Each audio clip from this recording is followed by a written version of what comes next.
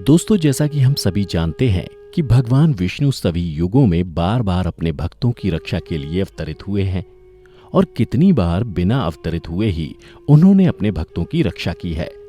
आज के इस वीडियो में हम आपके लिए एक ऐसी ही भगवान विष्णु की सच्ची भक्त से जुड़ी कथा लेकर आए हैं। नमस्कार दर्शकों, द डिवाइन टेल्स पर आपका एक बार फिर से स्वागत है।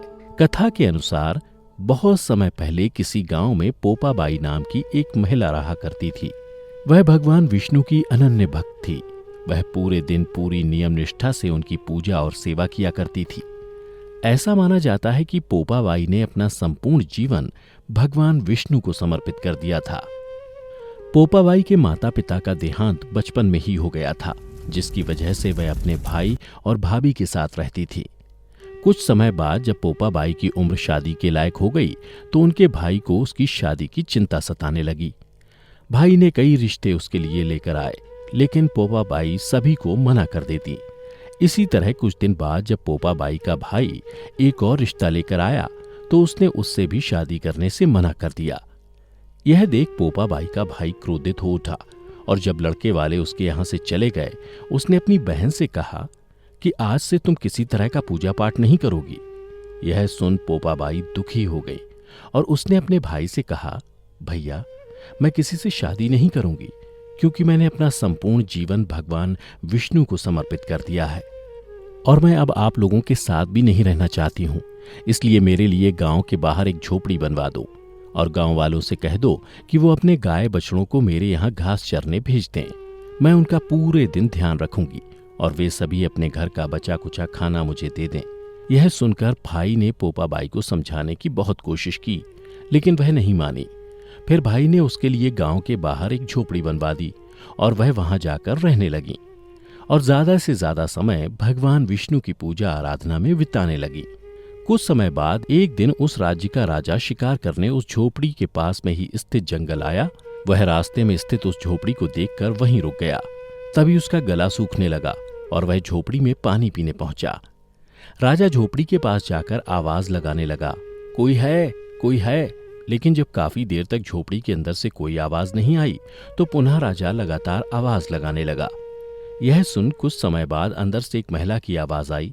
वह बोली, आप कौन हैं और यहाँ क्या करने आए हैं? उधर उस मधुर आवाज को सुनकर राजा पानी पीना भूल गया और उस मधुर आवाज पर मोहित हो गया और मन ही मन सोचने लगा कि इतनी मधुर आवाज वाली खुद कितनी सुंदर होगी। फिर राजा ने उससे कहा, मैं यहाँ का राजा हूं और तुम्हारे साथ विवाह करूंगा।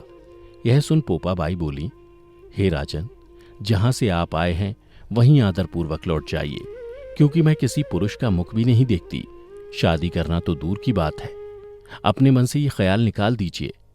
पोपाबाई के मुख से ऐसी बातें सुनकर राजा और भी प्रसन्न हो गया और झोपड़ी के अंदर जाकर पोपाबाई को जबरदस्ती अपने साथ राजमहल ले गया। रास्ते में पोपाबाई ने काफी विरोध किया, परंतु राजा के सामने उसकी एक न चली। परंतु जब वह राजा के साथ राजमहल पहुंची तो उसने क्रोध में आकर राजा को श्राप दे दिया कि तुम्हारा राजपाट सब नष्ट हो जाएगा।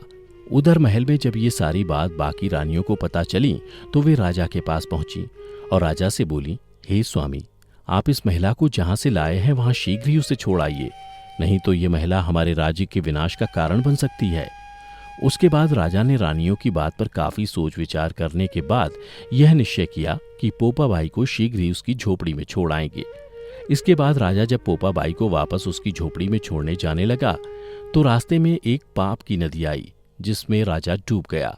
यह देख पोपाबाई बहुत दुखी थी, क्योंकि एक पराये पुरुष ने उन्हें हाथ लगाया था और उनका सतीत्व नष्ट करने की कोशिश की थी। उसके बाद पोपाबाई ने वहीं अपनी इच्छा शक्ति से प्राण त्याग दिए।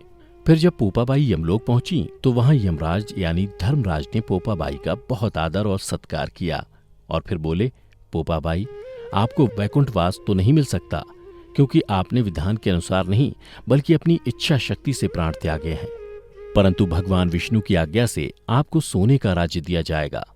तो दोस्तों, ये थी भगवान विष्णु की एक अनन्य भक्त पोपाबाई की कहानी। तो दोस्तों, भगवान विष्णु और से जुड़ी ये कथा आपको कैसी लगी, नीचे कमेंट करके जरूर बताएं। साथ ही अगर आपको ये कथा पसंद आई हो तो इसे ज़्यादा से ज़्यादा लाइक करें, शेयर करें और ऐसी ही कथाओं के बारे में जानने के लिए हमारे चैनल को सब्सक्राइब भी ज़रूर कर लें। आज के वीडियो में इतना ही। अब हमें दें इजाजत। आपका बहुत बहुत शुक्रिया।